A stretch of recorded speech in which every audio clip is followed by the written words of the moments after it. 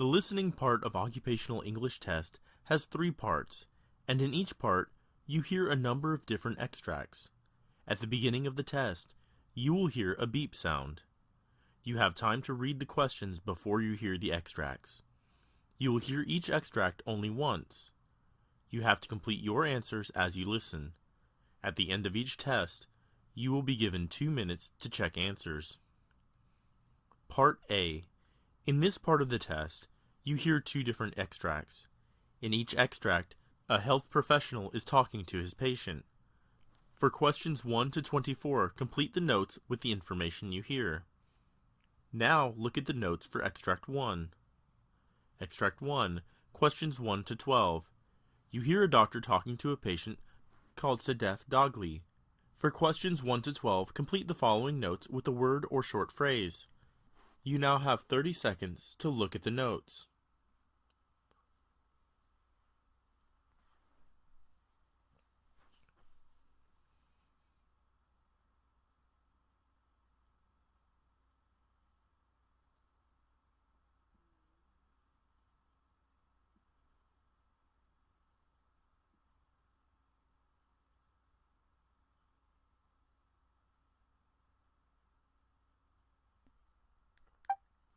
Hello, doctor. Good morning. Good morning. Tell me, what's your problem? Well, I have a 9-year history of occasional palpitations. Symptoms occur 3 to 4 times per year, and they last for an hour or more, and my heart beats more rapidly, but I've never measured my heart rate. The most recent was yesterday. It's associated with feeling of darkness descending as if a shade was being pulled down in front of my vision. However, I don't lose consciousness. Yesterday, while working on a computer, I had a spell. Palpitations persisted for a short time. Okay, what's your age? 48, doctor. Do you smoke or drink alcohol or use caffeine? No, doctor. Is there any family history of congenital heart disease? No, doctor. You had any history of thoracic trauma or thyroid disease? No, doctor. I had anterior cruciate ligament reconstruction, complicated by contact urticaria from a neoprene cast. Are you taking any medications? No, doctor. Are you allergic to any medication or substance? Yes, I am allergic to neoprene. As per your physical exam results, your pupils are reactive. Scleri anictric, mucous membranes are moist. Neck veins not distended, no bruits. Lungs are clear. Cardiac exam is regular without murmurs, gallops, or rubs. Abdomen is soft without guarding, rebound masses, or bruits. Extremities well perfused. No edema. Strong and symmetrical distal pulses. A D-dimer was mildly elevated to 5. CT scan showed no evidence of pulmonary embolus. Moreover, there is no progression over the 9-year period that you have been symptomatic, suggests that this is an unlikely cause. 2-dimensional echocardiogram shows no evidence of clinically significant structural or functional heart disease. A 12-lead electrocardiogram shows sinus rhythm with normal axis and intervals. No evidence of a pre-excitation. Lab reports show no evidence of myocardial injury.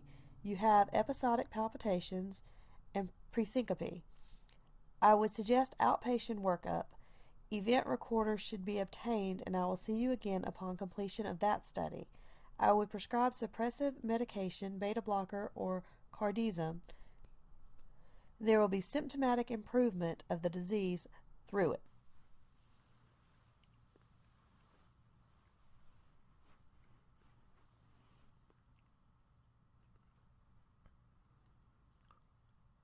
Exam 2, questions 13 to 24. You hear a physician talking to a patient called Dora Ikem Akunili. For questions 13 to 24, complete the following notes with a word or short phrase. You now have 30 seconds to look at the notes.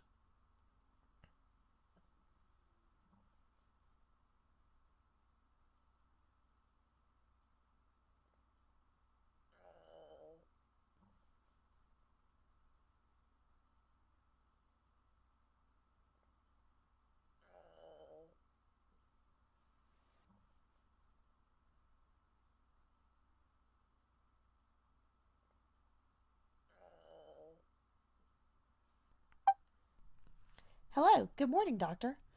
Good morning. Be seated. What's your problem? Well, I have uncontrolled blood pressure, doctor. Very recently I had a cesarean section delivery. Okay. What's your age? 36, doctor. Do you have any chest pain or shortness of breath? No, doctor, but I have fatigue. Yes, I get tired soon. You had any previous illness or surgeries? I have the history of hypertension, gestational diabetes, mellitus. Do you smoke or drink? No, doctor. Do you have any family history of coronary artery disease? No, doctor. Okay. What medications are you taking? Cardizem and metoprolol were discontinued. Started on hydralazine 50 milligrams thrice a day and labetalol 200 milligrams twice a day. Hydrochlorothiazide and insulin supplementation. Are you allergic to any medications? No, doctor. Well, your physical examination report shows pulse of 86, blood pressure 175 over 86, afebril, and respiratory rate 16 per minute.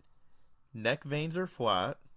Your echocardiogram shows sinus tachycardia and non-specific ST changes. Bun and creatine within normal limits. You have preeclampsia, status post-delivery with cesarean section with uncontrolled blood pressure, borderline gestational diabetes mellitus. I'm ordering echocardiogram for assessment of left ventricular function. I am prescribing labetalol and hydralazine to see the improvements, and based on the response to these medications, I will make further recommendations for your treatment.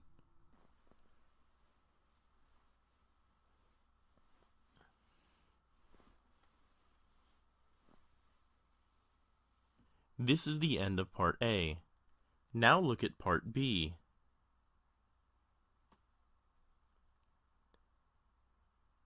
Part B. In this part of the test, you will hear 6 different extracts. In each extract, you'll hear people talking in a different healthcare environment. For examples 25 to 30, choose the best answer, A, B, or C, which fits best according to what you hear. For you will have time to read each question before you listen to the audio. Complete the answers as you listen to the audio. Now look at question 25. You hear a discussion between 2 doctors about the complications which are expected at a later stage following heart attack.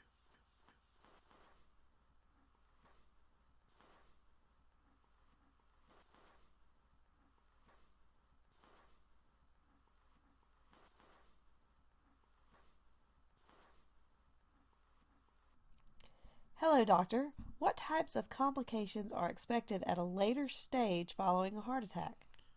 Well, there are certain complications that arise at a later stage following heart attack. In the condition called aneurysm, a scar tissue builds up on the damaged heart wall, resulting in blood clots, low blood pressure, and abnormal heart rhythms. In the condition called pericarditis, the lining of the heart becomes inflamed, causing serious chest pain. Angina occurs when there is not adequate oxygen to reach to the heart, causing chest pain. During congestive heart failure, the heart beats very weakly, leaving a person feeling exhausted and breathless. In the condition called edema, fluid accumulates in the legs and ankles, causing them to swell. Loss of erectile function is caused by a vascular problem. Loss of libido or loss of sexual drive happens, especially in the case of men.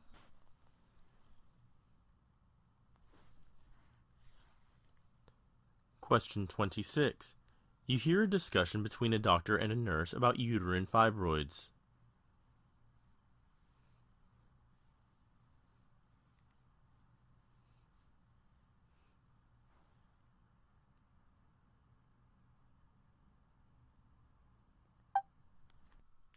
Hello, doctor.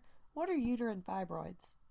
Well, uterine fibroids are benign tumors that may grow in various parts of the uterus of a woman. Intramural fibroids are the most common type of fibroid that appear within the muscular wall of the uterus. Intramural fibroids can grow larger and stretch the womb. Subserosal fibroids form on the outside of the uterus called the serosa. and may grow large enough to make the womb appear bigger on one side. Submucosal fibroids bulge into the uterine cavity. Pedunculated fibroids are attached to the uterine wall by a stalk-like growth called a peduncle, which is the main difference between pedunculated fibroids and other fibroids. If a pedunculated fibroid forms in the middle muscle layer or myometrium of the uterus, then it is called pedunculated submucosal fibroid, and if it forms outside the uterus, it is called a pedunculated subserosal fibroid.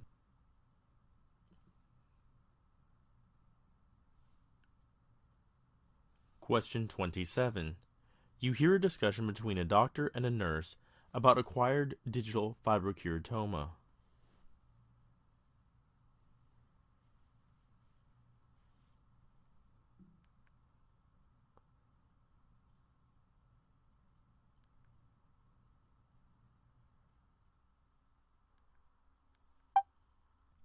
Hello, doctor. What is acquired digital fibrokeratoma?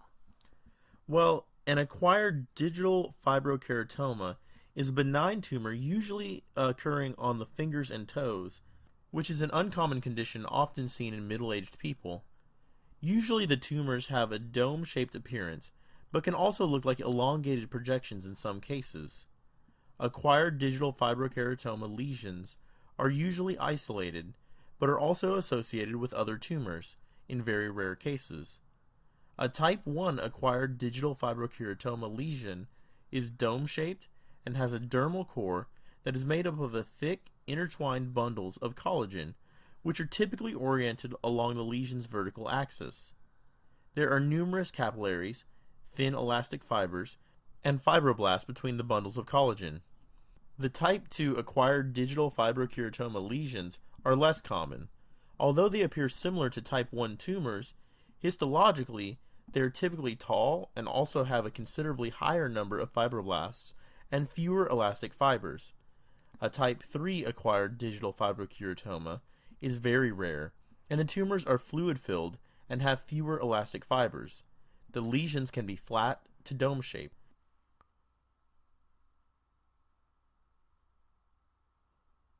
Question 28.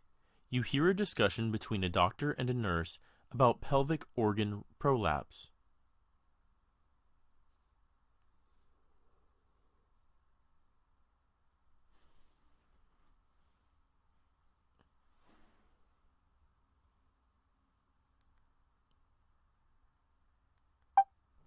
Doctor, what is pelvic organ prolapse? Well, pelvic organ prolapse refers to the condition in which one or more of the pelvic organs suffers descent from their normal position in the pelvis. It may be congenital, or acquired defect, or weakness in the normal pelvic supporting structures. The anatomical categorization describes which organ is primarily involved in the descent.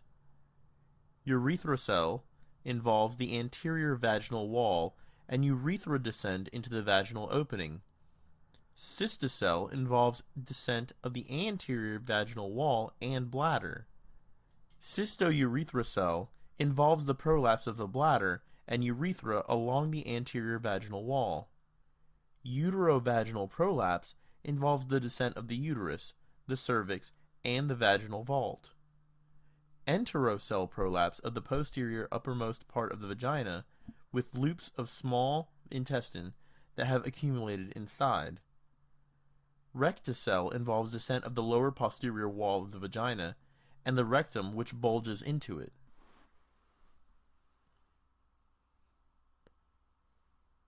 Question 29. You hear a discussion about hematuria.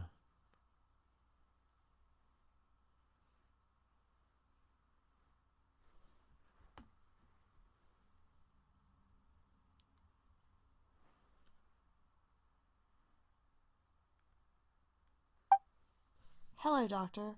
What is hematuria? Well, hematuria is a health condition that is identified by the presence of blood in the urine. Microscopic and macroscopic are the two major classifications of hematuria. The different types of hematuria categorized based on the cause are: infective hematuria is caused due to pyelonephritis, cystitis, or urethritis. Stones-related hematuria is caused due to staghorn calculi, calcium stones, or uric acid stones. Trauma-related hematuria is caused due to pelvic trauma, renal injuries, or foreign bodies.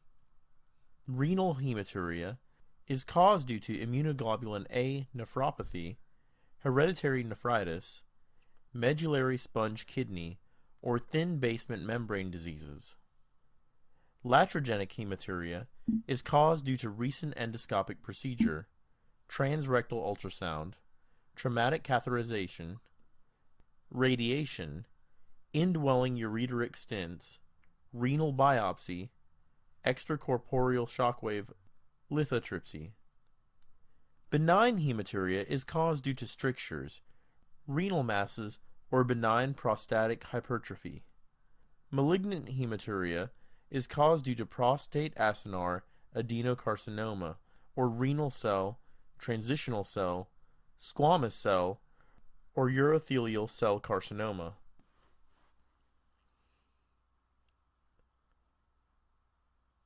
Question 30. You hear a discussion about types of collagen and associated disorders.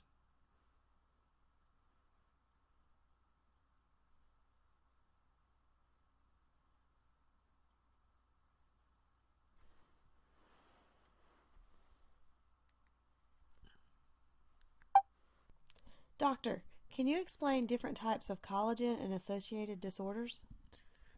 Well, there are about 29 genetically distinct collagens present in animal tissues.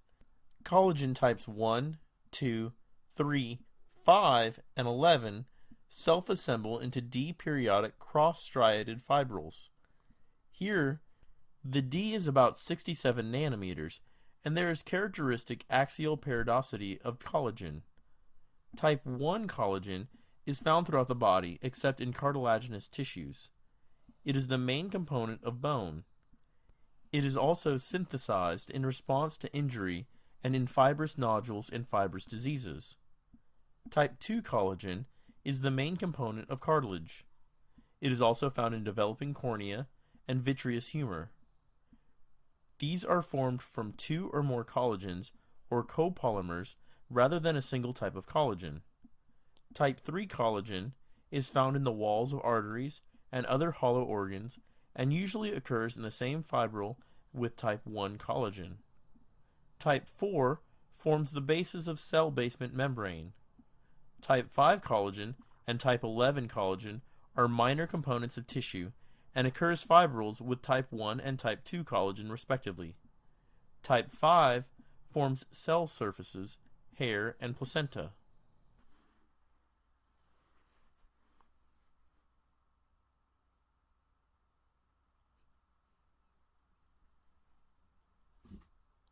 That is the end of Part B. Now look at Part C.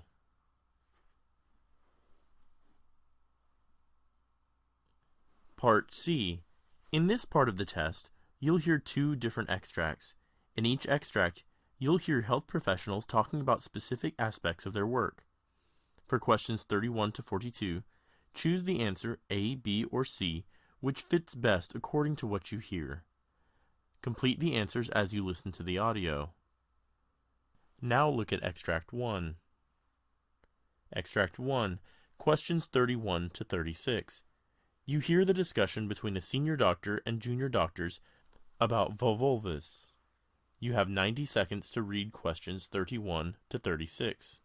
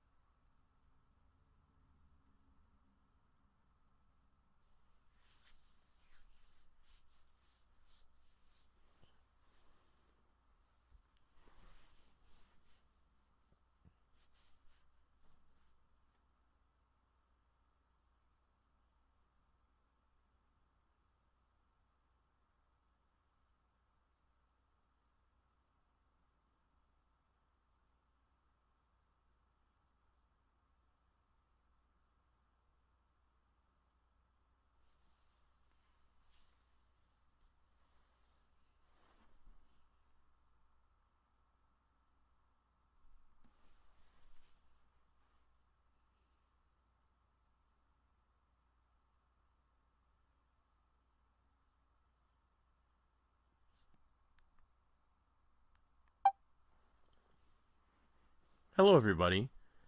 I am going to explain to you about volvulus. The word volvulus is derived from the Latin term.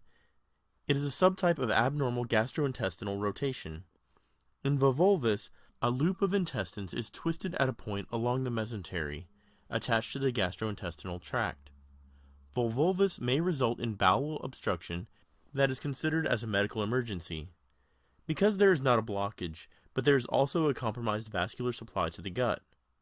There are 4 primary mesenteries found within the abdomen, and as a result of it, there are 4 corresponding primary types of volvulus: gastric, midgut, cecal, and sigmoid volvulvi. Gastric volvulus occurs when our stomach twists at least 180 degrees around its mesentery, resulting in obstruction of the bowel. Patients with gastric volvulus may be present with Borchards triad, which are spontaneous and severe epigastric pain, uncontrolled producing vomiting, noises without a vomit, due to the impossibility of passing a nasogastric tube through to the gut. There are 2 subcategories of gastric volvulus.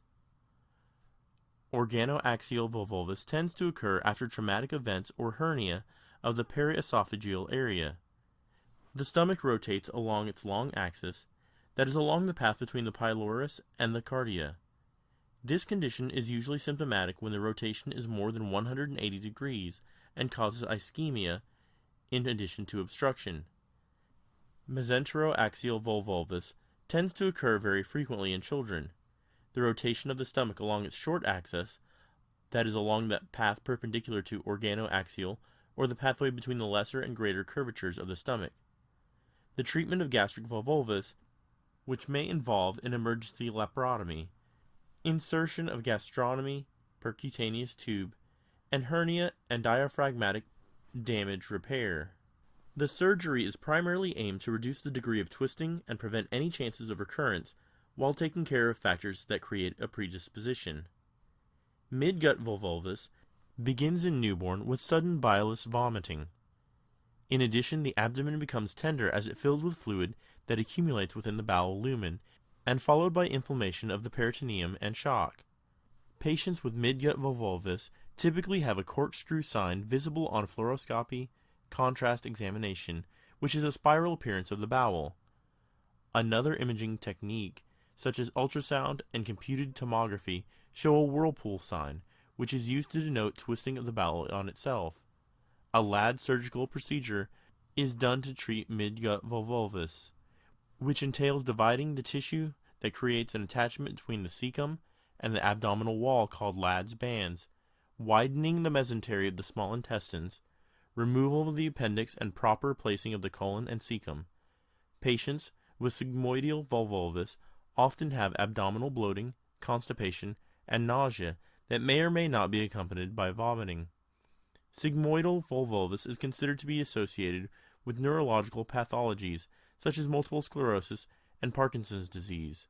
The causes of sigmoidal volvulus include the South American Chaga disease, laxative use, and diets rich in fiber. A whirlpool sign is also seen in sigmoidal volvulus on imaging. In addition, a coffee bean sign may be seen on the abdominal X-ray that will look like an inner tube that is bent. In most of the cases, the insertion of a rectal tube is found to be successful in treating sigmoidal volvulus. Cecal volvuli are predominantly associated with 2 predisposing factors: lack of thorough peritoneal fixation and fulcrums such as abdominal masses or adhesions. Patients with cecal volvuli tend to have distended abdomens in addition to colicky, abdominal pain, and vomiting. Nearly half of the patients with cecal volvuli tend to have a cecum that is abnormally rotated in an axial plane, while the remainder have a cecum that inverts in addition to twisting. Treating cecal volvuli may involve laparotomy, hemicolectomy, or cecostomy.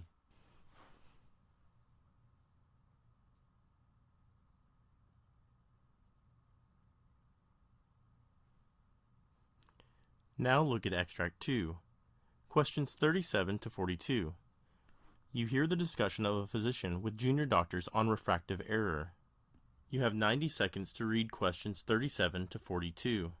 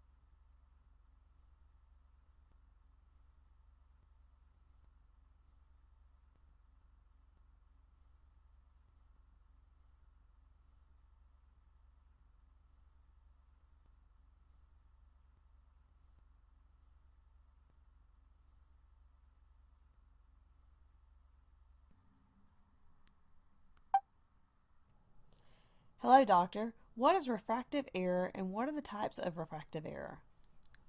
Well, a refractive disorder is an ocular condition caused by changes in the eye shape that prevents light from being focused sharply on the retina, creating vague images. The causes may range from congenital shortening or lengthening of the eyeball through variations in the shape of the cornea to anomalies of the lens. During the process of refraction, the light bends when passing through the cornea and the lens. This helps direct light from the objects we view exactly on the macula, the part of the retina that has the maximum number of cone cells, which are the photoreceptors responsible for detailed and sharp vision. Myopia or short-sightedness happens when the eye refracts light so much that the rays converge to a spot in the front of the retina, leading to a blurred image when one looks at objects that are beyond a certain distance. However, objects that are close can be seen clearly, as the light rays are divergent at their origin, and so undergo the right amount of refraction. The eyeball in such people may be too long, or the cornea may be bulged more than usual, leading to the focusing of light before it reaches the retina. The condition is usually diagnosed in childhood, between 8 and 12 years. It stabilizes in the years between 20 and 40 in most cases. A family history of myopia may predispose to the condition. It is correctable using prescription eyeglasses, contact lenses, or refractive surgery such as keratoplasty. People with high myopia have a greater risk of future retinal detachment. Hypermotropia is also called long-sightedness, that occurs when light rays reflect too little and so focus beyond the retina, leading to poor vision for near objects. However, light from more distant objects is parallel, and so usually comes to a focus at the retina with this lower level of refraction. Some hyperopic people cannot see well regardless of the distance of the object. The eyeball may be shorter, or the cornea flatter than usual, or the lens may have less refractive power than is normal. Like myopia, eyeglasses, contact lenses, or surgery may be recommended for correction. Astigmatism is a condition in which the shape of the cornea is uneven. For example, it may be curved more in one direction than the other, or show areas where different curvatures. As a result, light rays are scattered and come to focus at different spots on the retina rather than forming a single sharp image. This leads to blurry vision. Eyeglasses are usually recommended, but contact lenses to smooth the refractive surface and refractive surgery to chisel the cornea to a smooth contour may also work well. Presbyopia is a refractive error caused due to aging. As the lens inside the eye ages, it loses its power to change shape, with the pull of the ciliary muscles in response to the need for greater or less refractive capability.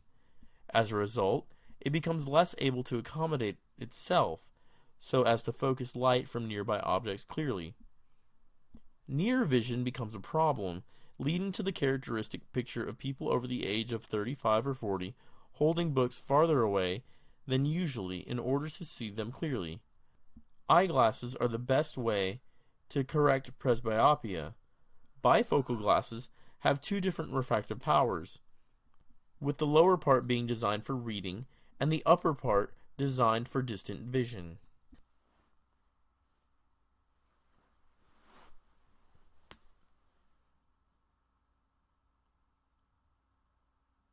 This is the end of Part C. You now have 2 minutes to check your answers.